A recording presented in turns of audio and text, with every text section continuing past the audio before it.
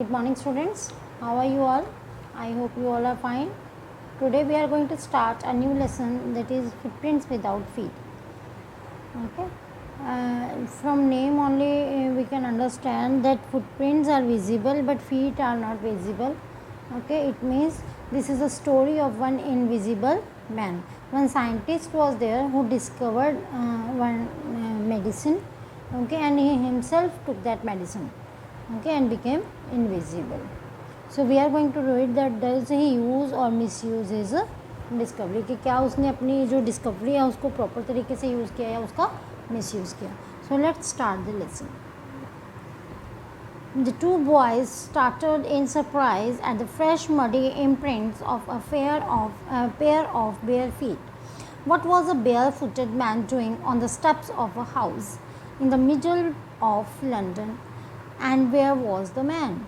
Okay, two boys were there. This story starts in London. Okay, two boys were standing somewhere, and they were very much surprised. Why they were surprised? Because they saw muddy imprints. जब हम कीचड़ में पाँव रख देते हैं, mud में पाँव रख देते हैं, तो उसके जो फुटप्रिंट्स हैं हमारे बाहर, जब हम प्लेन प्लेस पर रखेंगे तो उसके हमारे प्रिंट्स बनेंगे. अगर तो हमें स्लीपर वगैरह डाला है तो स्लीपर के प्रिंट्स बनेंगे. अगर हमने कुछ नहीं डाला है पैरों के, तो उसके बेयर फीट हों अगर हम, तो वो हमारी फिंगर्स वगैरह भी प्रॉपर तरीके से उस पर छप जाएंगे. सपोज मेरा हैंड है, अगर मैंने उसके ग्लव्स डाले हैं, ठीक है, तो प्रॉपर तरीके से ये लाइंस वगैरह मेरे हैंड्स की नहीं आएंगी, ठीक है. लेकिन अगर मैंने ग्लव्स नहीं डाले हैं तो वो प्रॉपर तरीके से छपेंगी, ठीक है. And same happened with those two boys. They saw fresh muddy imprints of bare feet. Okay, and where was the man? It means the man was not there, and at the step of a house, जो घर की सीढ़ियाँ हैं वहाँ पर किसी के footprints बने हुए थे सिर्फ, ठीक है. So write one question here. Why were the two boys surprised in London? ठीक है, why were the two boys surprised in London? As they gazed, a remarkable sight met their eyes. A fresh footmark appeared from nowhere. Gaze means they were looking carefully. घूर कर देखना. जैसे उन footprints को देख रहे थे वो, तो सडनली क्या हुआ, जैसे यहाँ पे एक फुटप्रिंट था, यहाँ पे फुटप्रिंट था, उसको ध्यान से देख रहे थे. Then suddenly a fresh footprint appear, क्योंकि पर्सन तो कोई दिख नहीं रहा था, ठीक है, ना ही फीट दिख रहे थे. ओनली क्या दिखा उनको, एक again new footprint. Okay, remarkable means surprised. Okay, जिससे जो चीज़ हमें सरप्राइज्ड कर दे. Clear. Further, footprints followed one after another, descending the steps. Descending means the steps का मतलब सीढ़ियाँ उतरना, कि वो जो फुटप्रिंट्स हैं वो सीढ़ियाँ उतर रहे थे, ठीक है. पहले यहाँ पे आया, फिर नीचे, फिर उससे नीचे, फिर उसके नीचे. Okay, and progressing down the street and started moving towards the street. The boys followed, fascinated means attracted, until the muddy impressions become fainter and fainter. Fainter and fainter means light, and at last disappeared altogether. कि वो जो footprints हैं वो धीरे धीरे light होने लगे और एकदम से वो डिसअपियर हो गए. The explanation of the mystery was really simple enough. The bewildered boys had been following a scientist who had just discovered how to make the human body transparent. Bewildered means surprised, ठीक है. Means ये जो mystery थी, ये जो रहस्य था, जो कि इन बॉयज़ ने टू ने देखा था, और उसकी जो एक्सप्लेनेशन है वो बहुत ही सिंपल क्या थी, कि दे वर फॉलोइंग अ साइंटिस्ट, जिसने कि अभी अभी एक मेडिसिन डिस्कवर की थी, जिससे कि एक ह्यूमन बॉडी क्या हो सकती है, ट्रांसपेरेंट हो सकती है. Right one question here. Who was Griffin? What had he discovered? Who was Griffin? what had he discovered? Okay, so let's continue. I think you have understood up to here, you have no doubt up to here. Griffin, the scientist, had carried out experiment after experiment to prove that the human body could become invisible. जो Griffin है वो क्या है, एक scientist है who did many experiments, जिसने काफ़ी सारे एक्सपेरिमेंट्स किए and at last proved that human body could become invisible. Finally, he swallowed certain rare drugs and his body became as transparent as a sheet of glass, though it also remained as solid as glass. ठीक है, means at last जब उसकी medicine बन गई तो ही swallowed means he टुक, निगल लेना. ठीक है, कुछ रेयर ड्रग्स जो है वो जो मेडिसिन है उसको निगल लिया, जिससे कि उसकी बॉडी जो है वो बिल्कुल ट्रांसपेरेंट होगी, जिसके हम आर पार देख सकते हैं. बट इट वॉज सॉलिड, वो दिखाई नहीं दे रहा था, but we can touch him. अगर उसको मतलब कि गलती से अंदर हाथ लग गया तो हमें महसूस होगा कि वो पर्सन दिख रहा है. अगर डंडा वगैरह लग गया है या कुछ भी लगा है तो वो उसको चोट आएगी. ठीक है, अगर ब्लड निकलेगा तो वो भी नीचे गिरेगा. It means his body was solid, only it was invisible. Okay,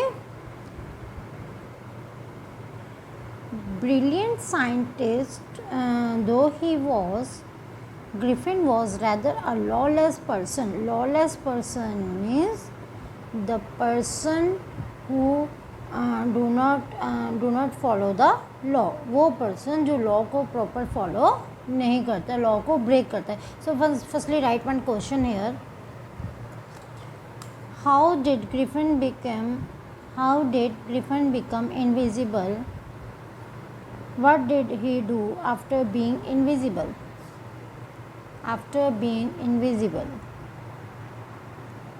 Okay, so one more question I am going to tell you, and this question's answer you will find in the whole lesson. Okay, how can you say that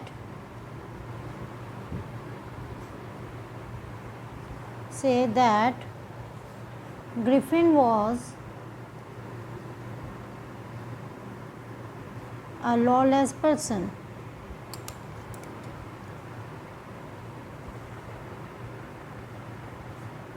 This question's answer you will find in the whole lesson when we will read the whole lesson. Okay, from different places you will find the answer, and at last you will write the answer of this question when we will finish our video.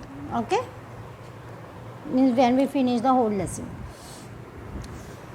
Brilliant scientist though he was a lawless person.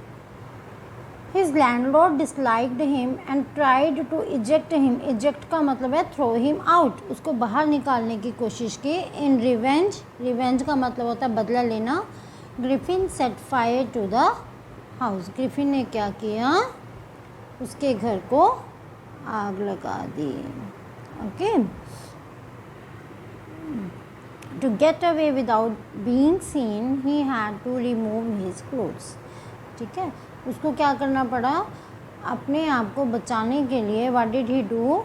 he removed the clothes. क्यों remove करने पड़े, क्योंकि वो खुद तो invisible था, मान लो. ठीक है, वो हमने कह दिया कि वो पर्सन इनविजिबल है, बट उसके क्लोथ्स इनविजिबल नहीं होंगे.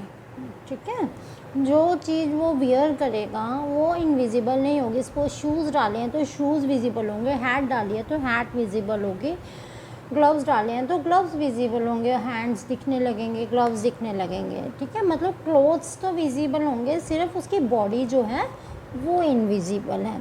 तो इसीलिए उसको बचने के लिए क्या करना पड़ा, अपने क्लोथ्स रिमूव करने पड़े. ठीक है, so write one question here. How did Griffin become a homeless wanderer? How did Griffin become a homeless wanderer? ठीक है, इसमें ये क्वेश्चन भी आ जाएगा. Why was he wandering the streets? एक तो ये हो जाएगा, ये वाला क्वेश्चन भी आ जाएगा इसी में. Why was he wandering the streets? ये वाला क्वेश्चन अभी हम नहीं लिखेंगे, ये हम आगे के पोर्शन में पढ़ेंगे. ये जो हमारा फर्स्ट क्वेश्चन है इसको हम आगे के पोर्शन में पढ़ेंगे.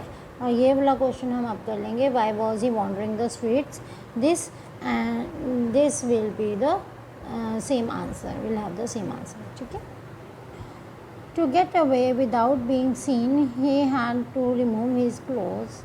Thus it was that he became a homeless wanderer. Homeless means बिना घर के, wanderer means the person who moves here and there.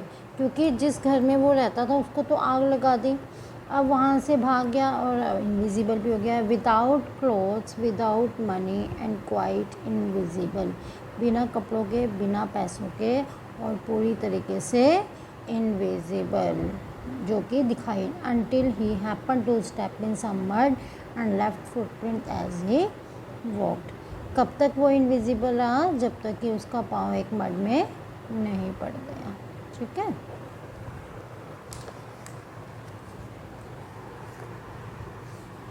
He escaped easily through enough from the boys who followed his footprints in London. But his adventures were by no means over. He had chosen a bad time of year to wander about London without clothes.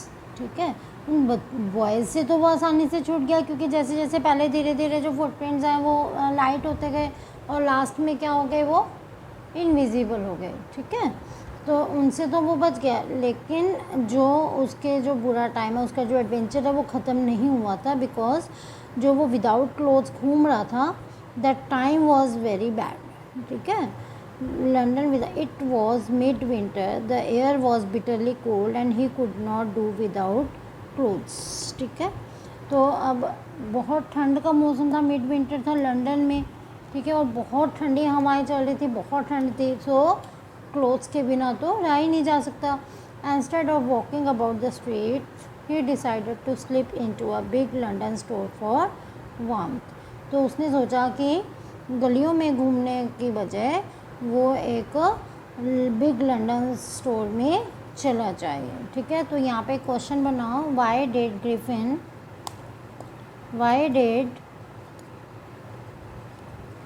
Griffin